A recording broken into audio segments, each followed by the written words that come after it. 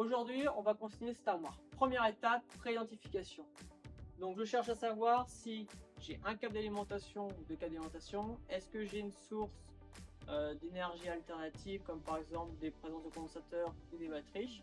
Là, en l'occurrence, sur mon système, j'ai juste un câble d'alimentation. Deuxième étape, séparation. Je sépare au sectionneur. Troisième étape, la consignation. Donc, je vais prendre un canard pour consigner et un macaron. Et je viens les fixer sur l'interrupteur sectionneur et je n'oublie pas de mettre le macaron.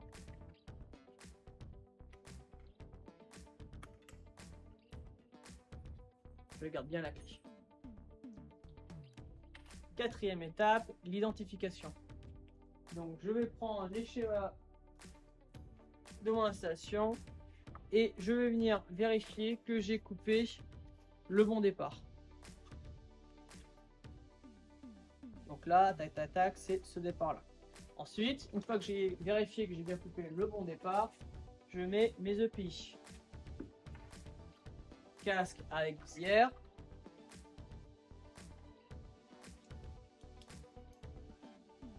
Et les gants isolants. Pour tester les gants isolants, je viens plier dans le sens contraire de pli naturel. En fait, vous avez les gants qui sont naturellement comme ça.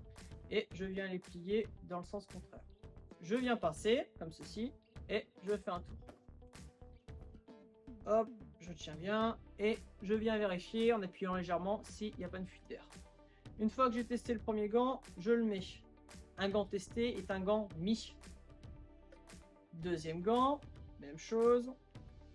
Je viens passer un tour. Je viens vérifier en appuyant légèrement si le gant ne fuit pas et je l'enfile. Je m'équipe ensuite de mon appareil, mon testeur de tension, mon VAT, pour vérifier l'absence de tension. Donc première étape, j'appuie sur le bouton autotest et je viens tester le bon fonctionnement de mon appareil. Une fois que c'est fait, je peux ouvrir l'armoire. J'ouvre l'armoire en me tenant derrière la porte, toujours en cas de question de sécurité. Et ensuite, je viens faire réaliser mes mesures dans l'armoire et sans oublier de laisser la visière. Et je réalise mes mesures. Premier test.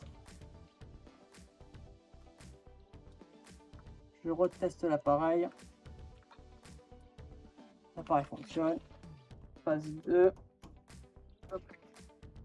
Je teste. 3. Dernière phase.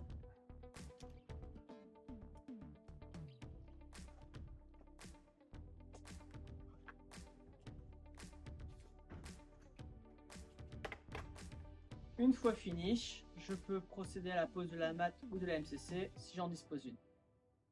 Voilà qui conclut la consignation électrique. En cas de consignation sur un TGVT ou sur une armoire électrique, vous vous rendez devant l'équipement en question, vous saisissez les schémas et vous venez localiser votre départ à consigner. Une fois que vous avez localisé le départ, donc là il s'agit du départ numéro 4, vous venez couper le départ, y glisser votre cadenas avec le macaron et vous procédez à la consignation.